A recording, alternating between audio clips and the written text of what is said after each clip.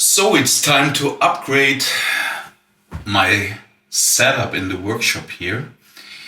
I use this setup, my trusty Rivera rock crusher, combination with an oscilloscope and a signal generator for measuring outputs and signals of my amplifiers, which, for example, you see here on the bench. This is kind of a Marshall-ish inspired thing I built some time ago, which I use just for test purpose today. And the normal setup is that the speaker output of the amplifier, you can't see it right now, the speaker output of the amplifier gets directly connected to the Rivera rock crusher, which can be in the attenuate position or be completely bypassed because it's a passive device. And the probe of the oscilloscope is directly hooked up to the input of the rock crusher, which means I always see the output, the speaker output of the amplifier. I can just show you that. So switch on 500 Hertz sine wave signal. And we got output. Let's click that one step back. Nice symmetrical signal, healthy amp, very good. Now, when I'm satisfied with what I'm seeing, signal is good, signal is clear. Also when repairing amps, doing restoration on amps, this is then normally the time when I just flip out the rock crusher, go to the bypass position, which means the dummy load is completely out of the signal chain.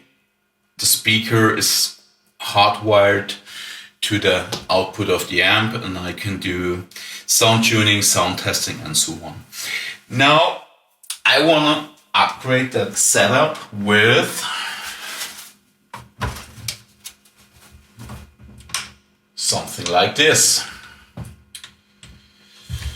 Can I get this nicely into the picture? Let's see.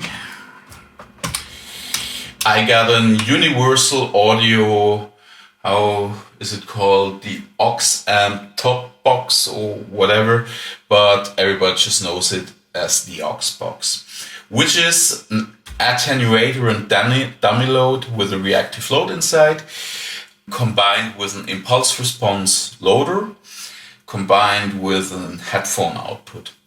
So I want to use a device like this for 3 reasons. Reason 1, these days impulse response loaders in combination with reactive loads get more and more used in studios for recording instead of miking a cabinet. So this is a situation setup which I also want to be able to reproduce and check here in my workshop. Reason 2, this will enable me also do some quick late night A/B recordings, testings without waking up the neighbors in a very high quality using the impulse response loader, which will be really cool for me. And reason 3 is that when it comes to hunting noise, hiss, hum, and so on, and amplifiers, all the noises you don't want to have, sometimes it's really cool working with a good pair of headphones instead of having it on the speakers, because you much more precisely hear what is going on in the amp. So 3 reasons for me to put this into my setup. But the one question that is not answered for me until now is, does the aux box really bypass?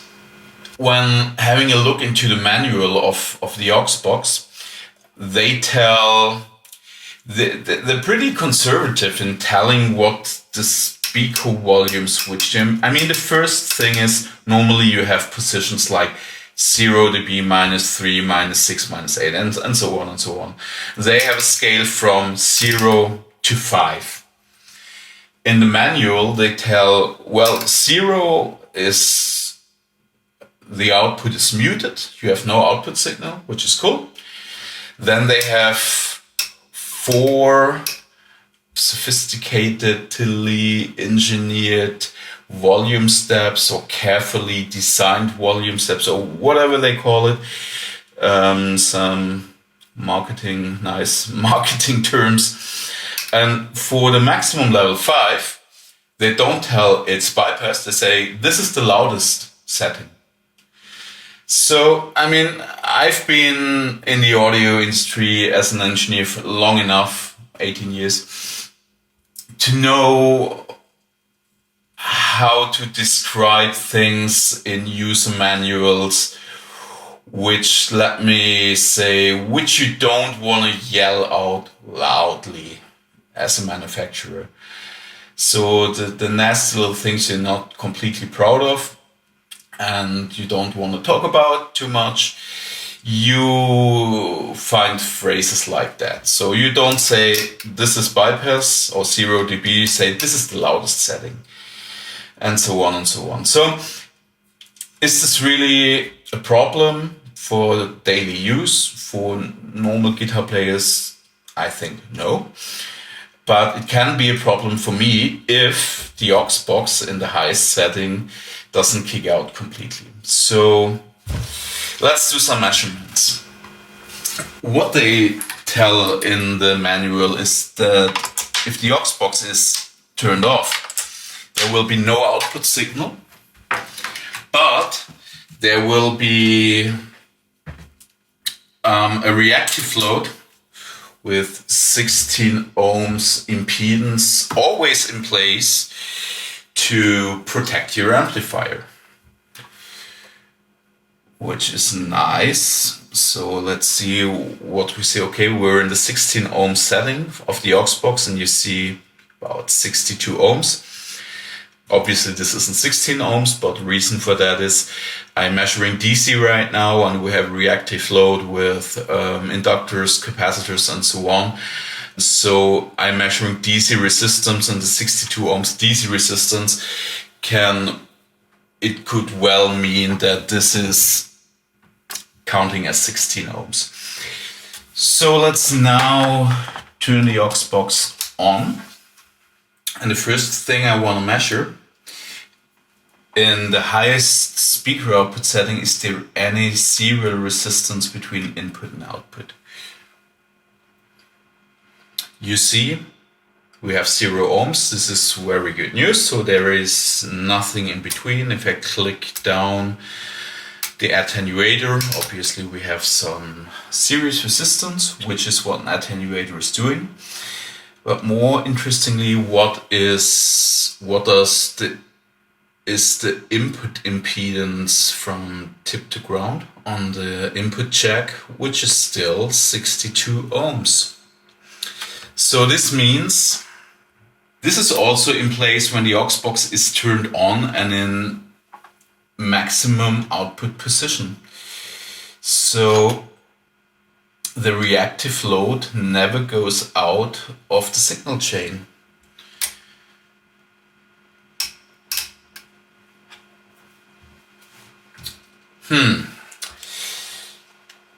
Is this a bad thing? Not necessarily. Can this be affecting the output signal and the performance of an amplifier? Yeah, most likely, to a certain degree. So let's try to measure this. So I now connect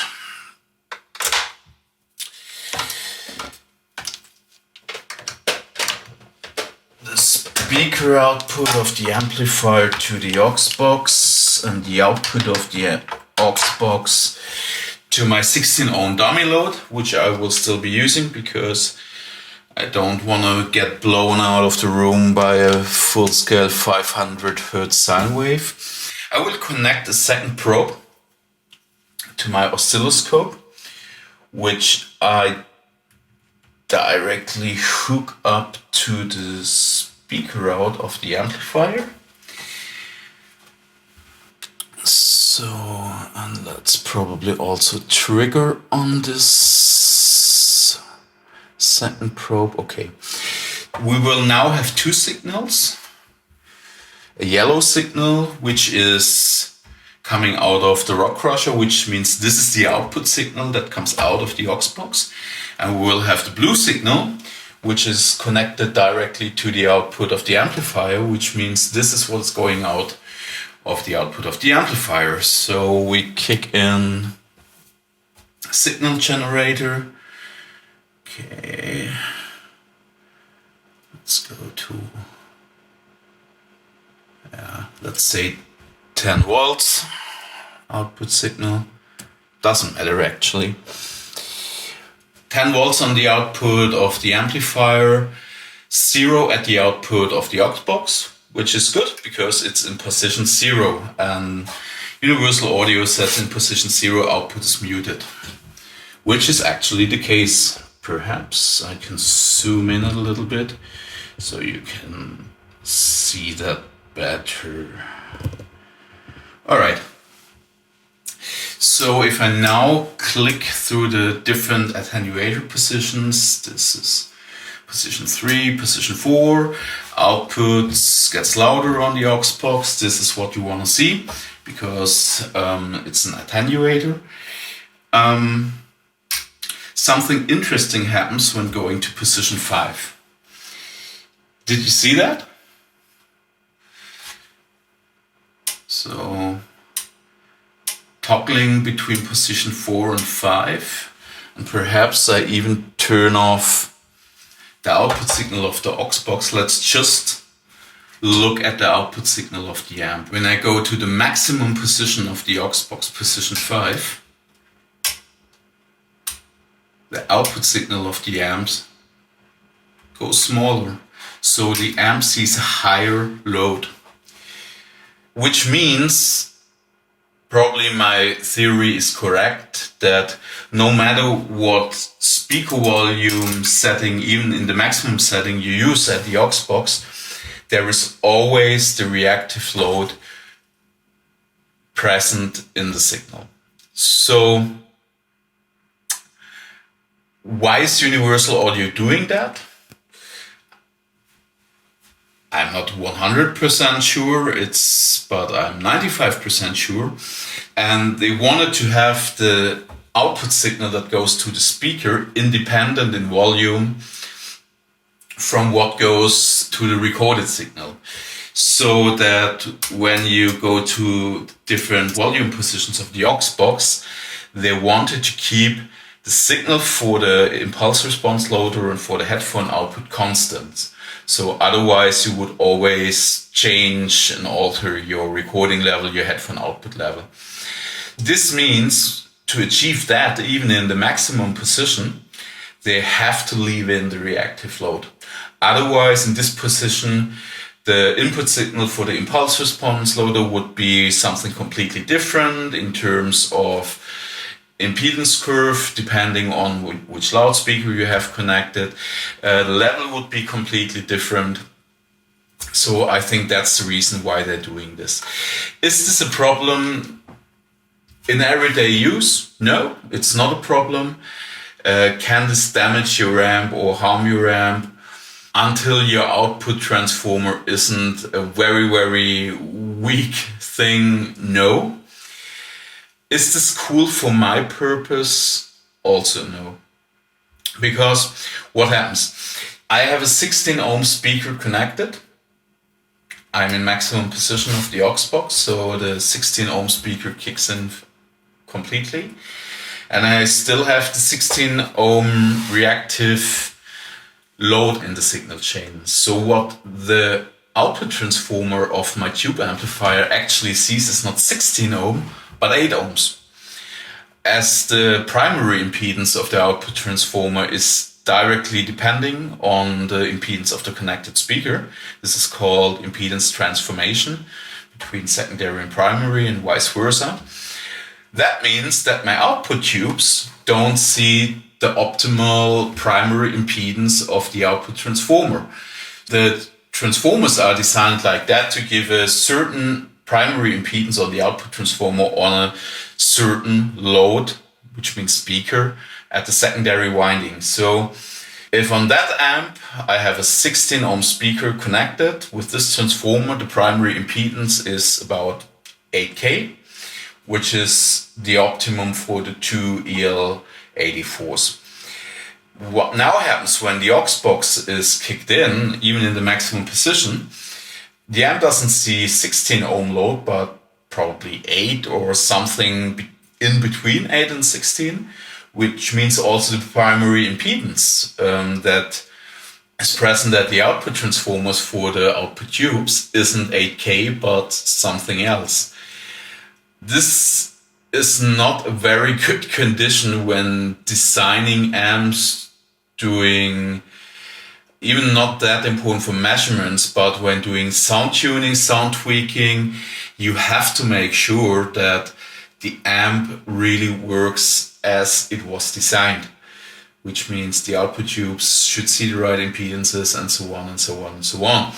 So no matter how cool devices like the aux box are for daily use, for the purpose of building, tuning and designing amps, you have to find a way to somehow be able to kick out the device off the signal chain. Otherwise it will affect your output transformer will not work as completely as expected, your output tubes will not completely work as expected.